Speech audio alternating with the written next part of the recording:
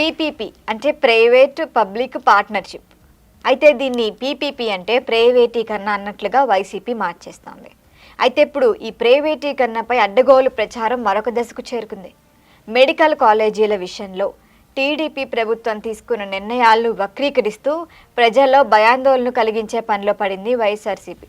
అయితే గవర్నర్కు దీనిపైన కోటి సంతకాలతో వినతి పత్రం ఇచ్చామంటూ ఒక అంకం పూర్తి చేసింది వైసీపీ. అయితే ఈ సంతకాలు రాజ్భవన్కి చేరకుండానే లోక్ భవన్ వద్ద తిరిగి వచ్చాయన్న సమాచారం అయితే బయటకు వచ్చింది. దాంతో ఇప్పుడు తదుపరి అడుగు ఏంటి అన్న ప్రశ్నకు వైసీపీ నేతలైతే మేం కోర్టుకు వెళ్తామని చెబుతున్నారు.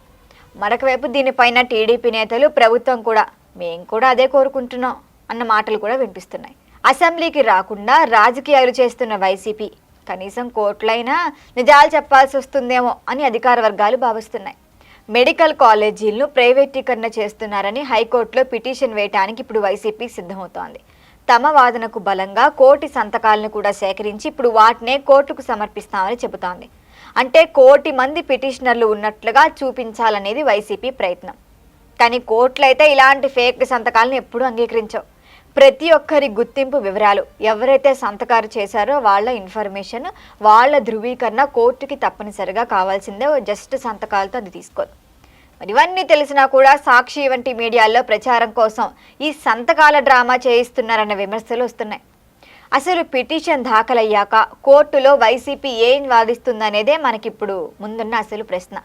ఎందుకంటే ప్రభుత్వం చేస్తోంది ప్రైవేటీకరణ కాదు, ఇది అందరికీ తెలుసు. ఇవి జీవోలు కూడా వీటిపైన స్పష్టంగా చెబుతున్నాయి. మరి ఇప్పుడు దీనిపైన వైసీపీ ఏమంటుంది? ఒకవేళ ప్రభుత్వం పబ్లిక్ ప్రైవేట్ పార్ట్నర్షిప్ మోడల్లో మెడికల్ కాలేజీల నిర్వహణకి మాత్రమే అనుమతిస్తూ కూడా జీవో జారీ చేసింది ప్రభుత్వం ఇప్పటికే. మరి అది కూడా అన్ని కాలేజీలకా అంటే కాదు, ప్రస్తుతానికైతే కేవలం 10 కాలేజీలకి మాత్రమే ఇది ఇచ్చిందనమాట. మరి ఈ కాలేజీలు పూర్తి స్థాయిలో పనిచేయాలంటేనే 6-7 వేల కోట్ల రూపాయలు అవసరం అవుతుంది. మరి ఇది చేస్తే సరిపోదు, దాని తర్వాత నిర్వహణకు ఏటా భారీ వ్యయం కూడా కావాలి. మరి పూర్తిగా ప్రభుత్వ రంగంలో ఉంటే ప్రమాణాలు ఎలా దిగజారుతాయో గత అనుభవాలే మనం చూసాము, దాని ద్వారా నేర్చుకున్నాం. అందుకే ఇప్పుడు టీడీపీ ప్రభుత్వం విద్యా వైద్య రంగ నిపుణులు కూడా పీపీపీ మోడల్ను సూచిస్తున్నారు సేఫ్కి. మరి పార్లమెంటరీ స్థాయి సంఘాలు సైతం కూడా దీనిపైనే ఉన్నాయి, ఇదే అభిప్రాయాన్ని చెప్తున్నాయి. మరి ఇంతమంది సపోర్ట్ చేస్తున్నా కూడా వైసీపీ మాత్రం పీపీపీ అంటే ప్రైవేటీకరణే అని ఎందుకు పట్టుకుంది? అసలు తప్పుడు ప్రచారానికే కట్టుబడి ఉంది దానిపైన.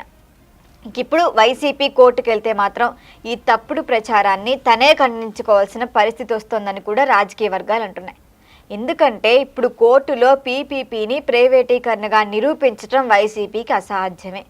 ప్రభుత్వం ఎక్కడా కూడా కాలేజీలను అమ్మటమూ లేదు, ప్రభుత్వ యాజమాన్యాన్ని అక్కడ వదిలిపెట్టడం లేదు. మరి నిజం కోర్టు రికార్డుల్లోకి వస్తే వైసీపీ చేస్తున్న ప్రచారం పూర్తిగా బట్టబయలవుతుంది. అంతేకాదు, ఒకవేళ కోర్టులో విచారణలో వైసీపీ హయాంలో మెడికల్ కాలేజీలపై జరిగిన విషయాల్ని బయటికి తీస్తే అవి కూడా బయటకు వచ్చే ఛాన్స్ ఉంటుంది కదా. ఒకవేళ జగన్ ప్రభుత్వ కాలంలోనే ఆ కాలేజీల్లో 50% సీట్లను పేమెంట్ సీట్లుగా మార్చుతూ అప్పట్లో జీవో ఇచ్చారు, అది మర్చిపోయాము. కానీ భవనాల నిర్మాణాలకి, మౌలిక వస్తువులకు మాత్రం సరైన నిధులు ఇవ్వలేదు ఇప్పటి వరకు. అంశాలన్నీ కోర్టు ముందుకు చర్చకొస్తే మెడికల్ కాలేజీల పేరుతో అసలు జగన్ చేసిన రాజకీయాలు ఎంత ఫేక్ అయ్యాయో ప్రజలకు ఇంకా స్పష్టంగా తెలుస్తుందని టీడీపీ నేతలు అంటున్నారు. అందుకే వైసీపీ కోర్టుకు రావాలి, కోర్టుకు వెళ్ళండి అని కూడా అధికార పార్టీ కూడా ఎదురు చూస్తున్న పరిస్థితి కనిపిస్తోంది. మరి జగన్ కోర్టుకు వెళ్తారా, లేకపోతే ఇక్కడతో దీన్ని ఆపేస్తారా అన్న విషయం మాత్రం ప్రస్తుతానికి సస్పెన్స్. మరి మీరేమంటారు? మీ ఒపీనియన్ని కామెంట్ చేయండి. చూస్తూనే ఉండండి బర్డ్ మీడియా.